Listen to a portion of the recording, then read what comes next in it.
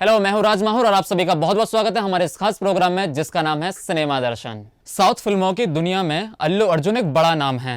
लोगों में उनके प्रति दीवानगी इस कदर है कि अगर अल्लू की फिल्म को ऑन लूप में कई बार भी चलाया जाए तो भी लोगों की निगाहें स्क्रीन से हटेंगी नहीं। अब धीरे धीरे उनका क्रेज बॉलीवुड लवर्स के सर भी चढ़कर बोल रहा है। हाल ही में आई उनकी फिल्म पुष्पा द राइज के हिंदी वर्जन को ताबड़तोड़ प्यार मिला। कुछ दिनों पहले इसे Amazon प्राइम वीडियोस पर रिलीज किया गया, जहां पर दर्शकों ने इसे ढेर सारा प्यार दिया। जिसने भी ये मूवी देखी उनके मुंह से इसके लिए तारीफों की फुलझड़ी के अलावा और कुछ भी सुनाई ना दिया। 2 घंटे 55 मिनट की इस मूवी में अल्लू अर्जुन के मुंह से निकला डायलॉग पुष्पा फ्लावर नहीं फायर है मैं, जब लोगों के कानों में पड़ता है तो लोग जोश में घरों में ही जोरदार सीटियां मारने से खुद को रोक नहीं पाते। हालांकि जितना पुष्पा फिल्म को देखने की शुरुआत में जोश हाई था, अंत तक आते आते वो सारा ठंडा पड़ गया। मूवी में ऐसी कई गलतियां दिखी जो शायद आपने नोटिस नहीं की होंगी। तो आइए आपको फिल्म में उन्हीं 5 गलतियों के बारे में हम बताते हैं।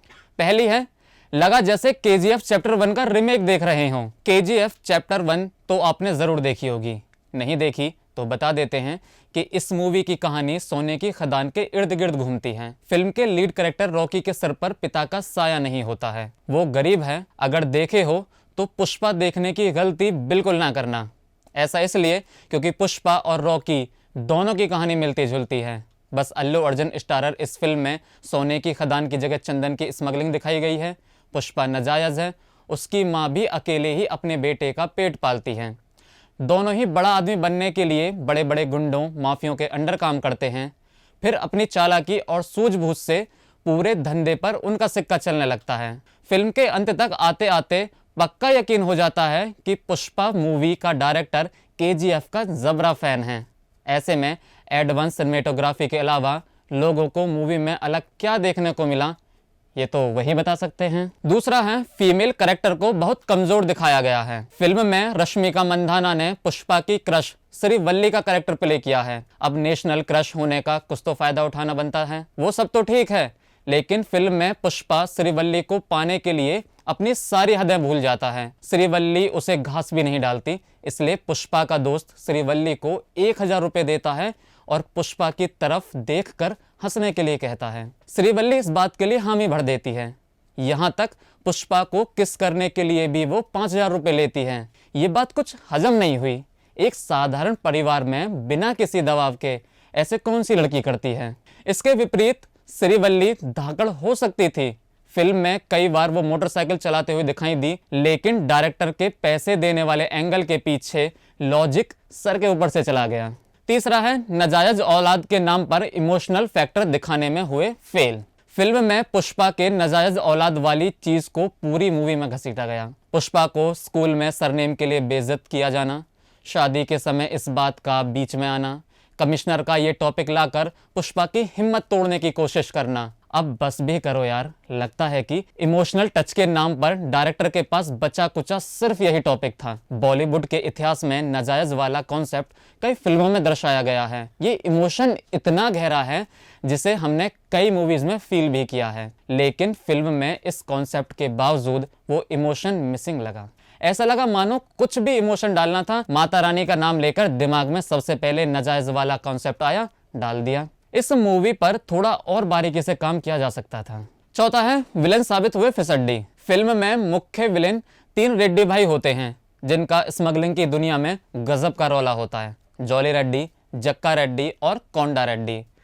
फिल्म की शुरुआत में जिस तरीके से इनका इंट्रो दिया गया, लगा जैसे हीरो और विलेन में टक्कर का मामला है, लेकिन तीनों की स्थिति एकदम पंचर टायर की तरह दिखाई दी।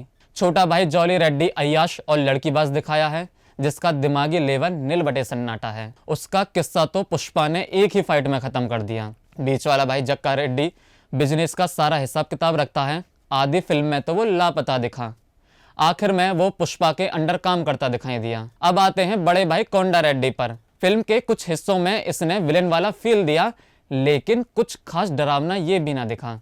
फिल्म का अन्य विलेन श्रीनु थोड़ा दमदार नजर आया, हालांकि पुष्पा के आगे उसकी भी हवा टाइट दिखी। फिल्म में ऐसा कहीं भी नहीं दिखा कि विलेन पुष्पा को मात देने में सक्षम है। पांचवा है, लगता है भंवर सिंह शेखावत को सिर्फ उनकी बेइज्जती के लिए लाए थे।